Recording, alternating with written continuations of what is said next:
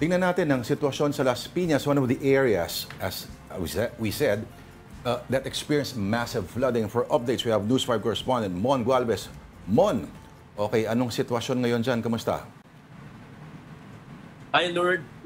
Can you hear me? Yes, loud and clear. Still here at the covered port of Barangay Talon Tres here in Las Piñas City, wherein modular tents were placed.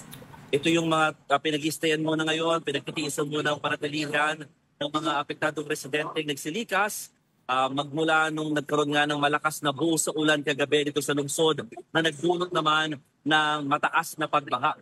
Karamihan sa mga residente nandito, pawang nakatira daw malapit sa creek at umapaw ito kagabi kaya naman talagang napilitan na sila magsilikas.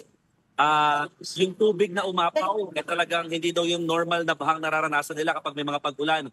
Usually, umabot na yan umaabot lang yan hanggang 1 to 2 feet lamang. Pero kagabi, umabot na doon ng lampas tao. Mahigit 6 feet yung taas ng tubig sa ilang mga parts ng mga affected areas. So dito sa Barangay Talon Tres, almost 80 families, 82 to be exact, with 300 plus individuals are staying now dito sa covered court ng barangay. They are still here dahil hindi pa mabalikan yung kanilang mga bahay dahil kailangan pa nila maglinis. No? Some of the houses were partially damaged, some are totally damaged, pero yung mga pinaka-affected talaga dito yung mga gamit nilang inanod na ng baha. No? So unfortunately, one casualty was reported. Ito yung 1-year-old kid na inanod ng baha. Oh, wow. Ang sabi ng mga authorities, ito raw ay galing sa Barangay Almanza 1 at palikas na daw, no? Lilikas na sana yung family. So hawak-hawak itong bata ng kanyang nanay na buntis pero nabitawan accidentally. And so tinangay ng rumaragas ang tubig itong kawawang bata at nakuha na lamang siya dito naman sa kalapit ng barangay. Medyo malayo-layo ito ng konti sa kanila. Dito na yan sa Barangay Talon Tres. The barangay officials tried to revive the kid and then they transferred it to the nearest hospital. Unfortunately, it was declared, or the child was declared dead on arrival. Kaya talagang malungkot na malungkot, no, yung mga nandito sa barangay at the same time yung family ng bata. Aside from that kid, no, so talagang puro mga nagsilikas lamang na residente ang pinaka-affected. Right now, currently, pabugso na lamang yung ulang naranasan. As you can see, medyo nakikita na nga rin talagang sumisikat na yung araw dito sa Las Piñas pero hindi pa nga rin sila makabalik dahil nga madumi pa sa kanilang mga areas. No? Ang sinasabi din ng mga authorities when we ask them bakit binaha itong Las Piñas. For so long time ago, talagang hindi naman halos binabaha itong lugar. Pero rumabi daw talaga ngayon yung pagbaha. It's because of the volume of the rainfall na talagang bumagsak nga daw sa kanila. Heavy to intense rainfall yung naranasan nila since mula 7:30 ng gabi hanggang alas 10.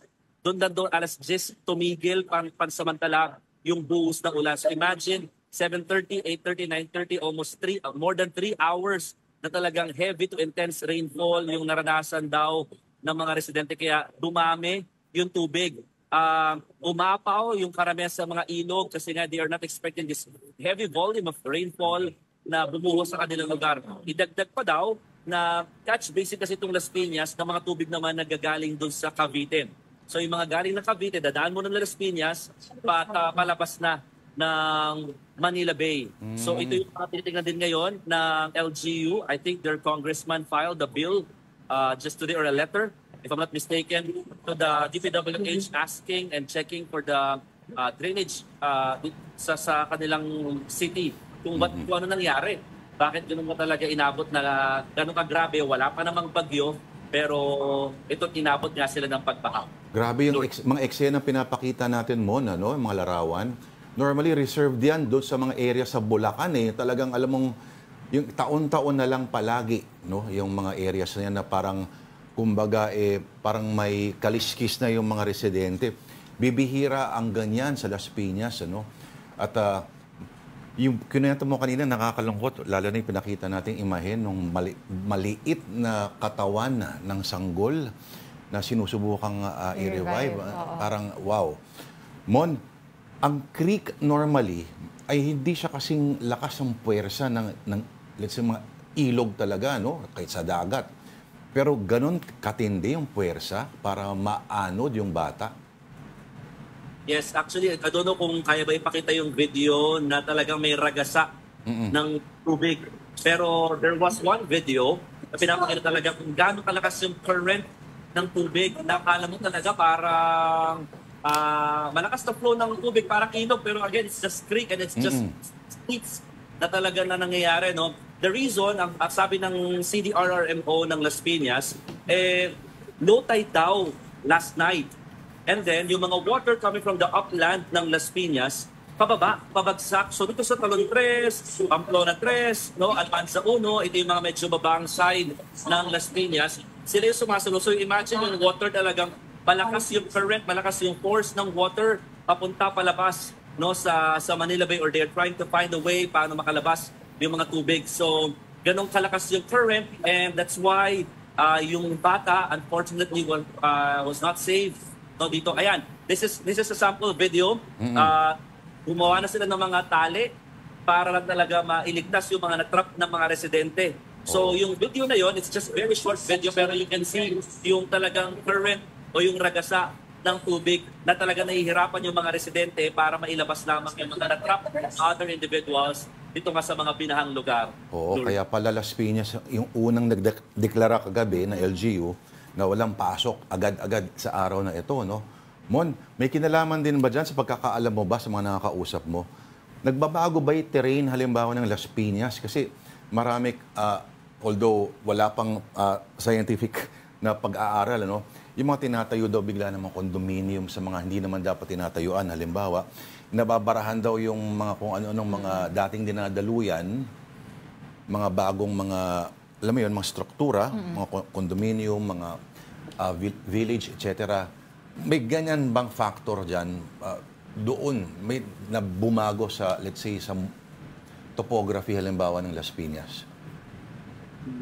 Actually, walang nabanggit sa atin tungkol dyan. Pero in the past, when I was covering itong mga ganitong klase mga floods, at mga ganitong klaseng disaster, isa yan sa palaging factor, no, yung development sa area, na dahil nga nagkakaroon ng magandang development, mga structures na tinatayo, unfortunately, yung mga daluyan ng tubig natatabunan dahil hindi nga na pag-aaralan ng maigi o ng maayos ng mga developers. So, we just don't know if it also affects dito sa Las Piñas. Pero isa sa mga narinig din natin, yung mga nakatira sa creek or sa malapit sa ilog, and they are planning, the local government is planning to relocate them as well para mas madaanan daw talaga yung creek, yung tubig, no, or yung ilog, para nga hindi ito mababarahan ng mga individuals or families living within the area.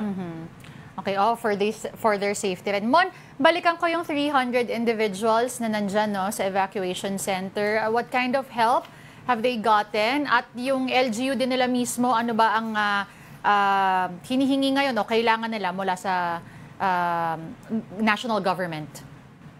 Yes, Denise, since last night, the barangay is already on top of the situation. Ito nga, nagbigay na agad sila ng mga modular tent sa mga families, and currently, yung LGU naman ang nandito. No? So yung mga residente nakapila na at nagbibigay ng mga relief packs as well as mga medicines. Actually, kanina umaga naabutan namin na may mga barangay health workers na talagang isa-isa yung mga families inside these modular tents, asking them if naglumusong ba sila sa baha kasi pinapainom sila ng mga gamot para nga maiwasan ang anumang sakit. So aside from the medicines, the relief packs, the families or the affected residents are still asking for additional food, malinis sa inuming tubig, and syempre financial support dahil yung iba talagang hindi lang partially damaged yung nangyari, kundi totally damaged yung houses or yung mga gamit nila tinangay na rin ng anod matapos ngang ragasain ng tubig, baha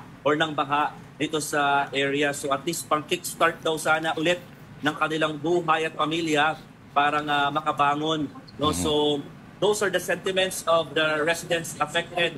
Dito pa lamang yan sa Barangay Talon 3 because as of now, according to the CDRRMO, initially 8 out of 20 barangays are affected by flooding, pero sabi nila, meron daw mga ilang barangays na naapektuhan din ng pagbaha pero hindi sining grabe nung 8. So aabot daw sa 11 barangay ang pinaka naapektuhan out of 20 barangays here in Las Piñas City due to the heavy rainfall that happened last night.